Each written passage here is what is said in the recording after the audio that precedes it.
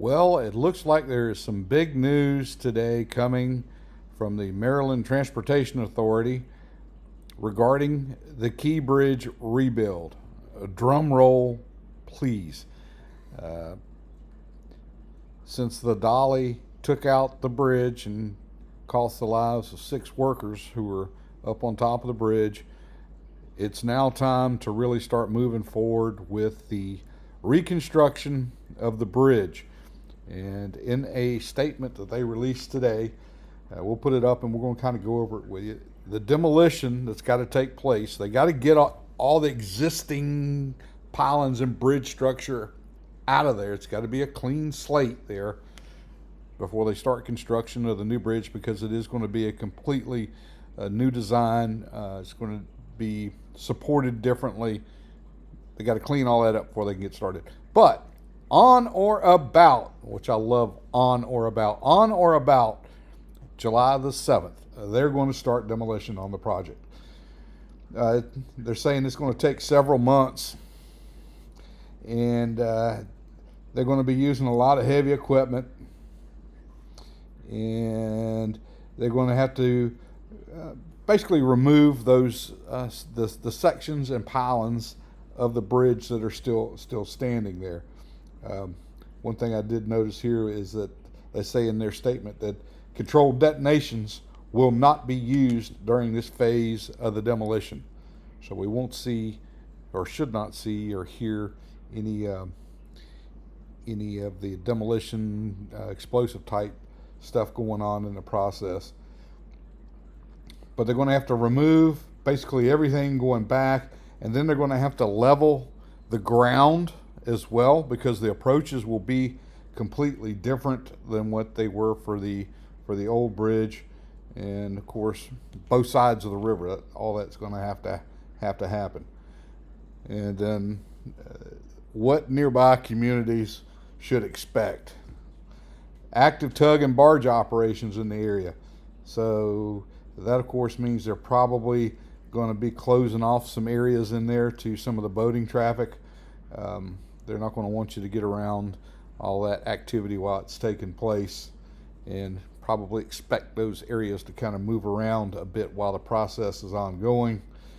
They are going to have a concrete crusher on site, which, if you've never been around a concrete crusher, that's a different kind of noise. And they're going to, I guess, crush up a lot of that material, and they will use that in haul roads and, I don't know, maybe base. I don't know. A lot of it depends on the engineering of the project. They did say that it's going to be noisy, and it's going to be noisy from 7 a.m. to 7 p.m. I guess they can't work at night on the project, for safety reasons. They're going to have buoys out there to let boaters know where they can and can't. There's going to be noise, vibration. Again, they talk about some of the safety zones that are going to be in place. And they've done a lot of testing on the new proposed design. I think that's a lot of it. In their release today, they talked about test pylons are going to have to go down, so they're going to have to check and see how the new pylon system works in that area and run tests on it. And that's to be expected with a process.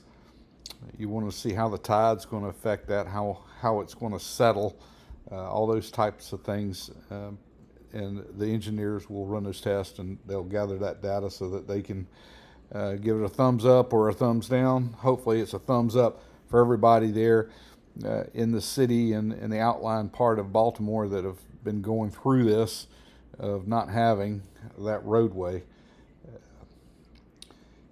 They've also, in addition to the testing, and they've done a lot of drilling to go down and check where the foundations of the bridges will set, what that material's like underneath. They've also been going to the nearby properties, they said, and they've been evaluating those properties, working with the property owners, collecting all that data, and I guess they want to make sure that everything is left the way it was when the project is complete. It's going to be interesting to see how the process kind of unfolds. I kept hearing, as you all did, that they were hoping to have this project done by 2027, and here we are in what's going to be July of 2025, really kicking off the event. And it seems like there's a lot of work to be done in a very short amount of time, and I'm sure you guys would all agree with me. Let's see if they're able to get that bridge open as quickly as they're hoping.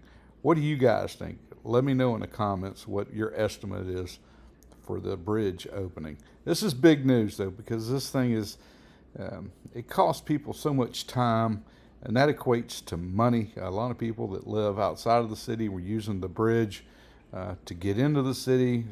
They've had to alter their commutes, and that has increased their travel time, increased the cost of not only fuel but wear and tear on their vehicles. It'll certainly be a relief once it's back in place. I certainly wish, in seeing and being a part of the traffic up in Baltimore, that this bridge had been expanded to 3 lanes versus the 2, because pretty much all the port traffic has to go across that bridge if it's considered hazardous materials that's coming across in trucks. And I think that would help out the situation there a lot. But it is good to see that things are moving in the right direction. Well, hey, that's all we got. I hope this is good news for you people that really need to have this bridge back in place. And as always, we want to say, hey, you guys be safe out there.